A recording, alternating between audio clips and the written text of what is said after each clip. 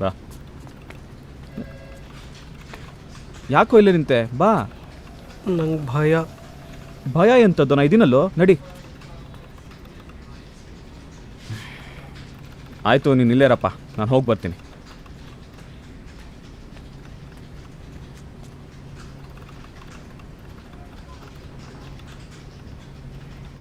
ನಮಸ್ಕಾರ ಮೂರ್ತಿ. ಓ ನಮಸ್ಕಾರ ಆನಂದ್, ಹೇಗಿದ್ದೀರಾ? ಚೆನ್ನಾಗಿದ್ದೀನಿ. ಏನು ಸಮಾಚಾರ? ಅದು ಒಂದು ಹುಡುಗನ ಬಗ್ಗೆ ಹೇಳಿದ್ನಲ್ಲ, ಹಾಂ, ಕರ್ಕೊಂಬಂದಿದ್ದೀನಿ. ಹೊರಗಡೆ ಇದ್ದಾನೆ. ಕರೀರಿ. ಒಂದು ನಿಮಿಷ.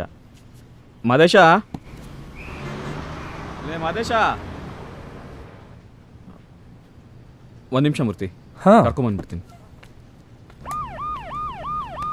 ಮಾದೇಶ, ಅವಾಗಿನ ಕರಿತಾ ಇದ್ದೀನಿ, ಏನು ಮಾಡ್ತಿದ್ಯಾ? ಬಾ ಬರ,